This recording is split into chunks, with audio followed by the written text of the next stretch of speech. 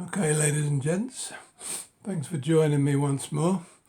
Right, hands up, anybody who has bought a book of any description really, on the strength of the cover. Well, I have, so I plead guilty. Before I start, I'll just quickly relate this little story to you. I started reading science fiction when I was about 11, 12 maybe, and it was H.G. Wells, John Wyndham, and they only came in these penguin books that were like orange and white, very tedious, horrible covers, and I subsisted on a diet of those for about 3 years, and then one day I walked into a newsagent who happened to sell paperbacks, and I saw this on the shelf, and I thought, oh, yeah, that looks a lot different to the stuff I've been reading. And I plunked my money down straight away and read it, and I became a devotee of Ray Bradbury. I love his stuff, and this remains one of my favourite books of his. Right, so fast forward 3, maybe 4 years, and I was in a bookshop in the West End of London, probably Forbidden Planet before they were Forbidden Planet, and I saw this, and I was fascinated for some reason by this cover. It was a wraparound cover, and yeah, I was enchanted by it, and so I bought it, and I read it, and I loved it. I still, it's still one of my top 3 or 4 books, and so I just mentioned that to prove that it does work. You can buy a book with a great cover and enjoy them. Although, to be honest, I have bought some books with nice covers that have been absolutely dreadful. But luck of the draw. So anyway, today we're going to take a look at the paperback artists who don't get the credit they deserve, in my opinion. Very rarely get credited on book sleeves, at least paperbacks, except for a few publishers who go out their way to tell you who did the cover. And it's a 2-part jobby. Today I've picked a few artists who I regard as the greats, or among the greats. Purely subjective, of course. I mean, there were a couple of modern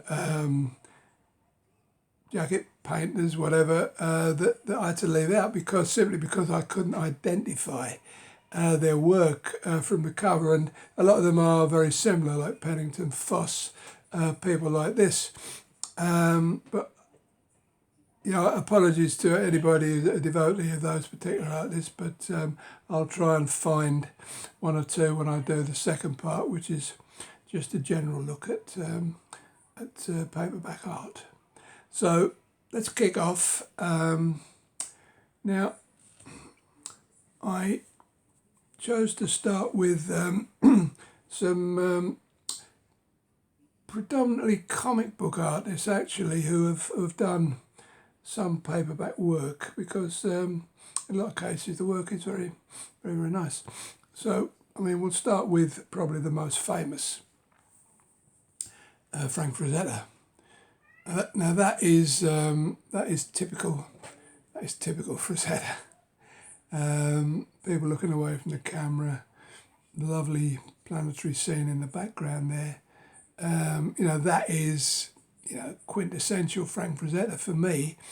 Now, a lot of his work was in the swords and sorcery fantasy genre, but I've got about 7 or 8 of his work in ordinary science fiction paperbacks, and I thought that was the best of them, so I picked that as my first choice of paperback illustrators, the greats. Right, now another artist who I particularly like, always have, was Jim Steranko. That's one of it. He didn't do many covers. He predominantly worked in the pulp hero field, did a lot of covers for The Shadow, and a few for other pulp heroes. But yeah, I think that's probably one of about two Steranko covers I've got for science fiction. And of course, these things are always spoiled by the type on the front there, but I suppose I have to do that. Maybe I could do it a bit smaller, but there you are. But yeah, I mean, there's a Steranko cover. I know it's him because, well, I recognise him, but it's signed, which is very unusual. You know, as I've said before, I've said many times that these artists don't get the recognition they deserve because they're never credited, which is an annoyance when you're trying to do a video like this, because sometimes you can't tell who did what.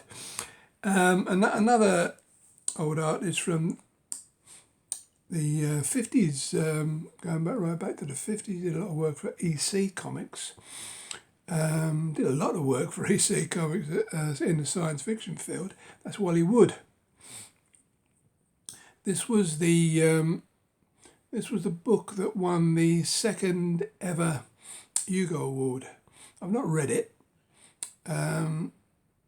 but yeah, it's an interesting cover. I wouldn't say I was the greatest fan of Wally Wood, but I just thought it was an interesting one to show. And then finally, of the comic book artists I'm aware of, there's Richard Corbin, who did quite a bit of comic book work in the underground comics mainly. And I just picked this one up recently. I think it's the only Corbin cover I've got, but I just wanted to mention him in the context of the ex-comic book brigade. So that was that one. Now I couldn't find any examples of this guy's work on a paperback, but I do have an old, well, not pulp magazine, digest magazine, and that's Hannes Bock. He's an artist that I really like. His work is, it dips more towards fantasy, but I just thought I'd show that one because it is particularly nice in my opinion. I don't know if he did any other science fiction paperbacks, but that's another wraparound cover, by the way. Very peculiar style he had. You couldn't mistake him for anybody else. Very recognisable. Yeah, so there's Hannes Bock. Now I couldn't do this video without mentioning one of the real greats of science fiction illustration. That's Kelly Frias. Started way back in the 50s, I think. I don't think it goes quite far back as the 40s, but certainly did a lot of work in the 50s. Now this, I have to confess, this isn't one of the best examples of his work, but I'll probably find a better one to show you in the next video.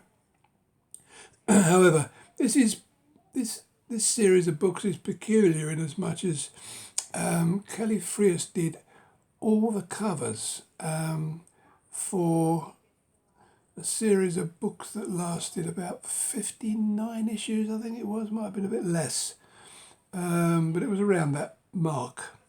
And yeah, as I say, he did every cover in that line, which is very unusual. And they all had the same template. They had the head of one of the characters at the front and a scene from the book at the back there. So yeah, Kelly Frias. So I've got many better examples of his work. That was a wraparound as well, but basically the same illustration. By the way, if just as an aside, if any of you were thinking of trying to collect this series. They're not the easiest things to find in the UK, but the last couple, I think it's 57 and 58, whatever the last couple are anyway, they are very expensive.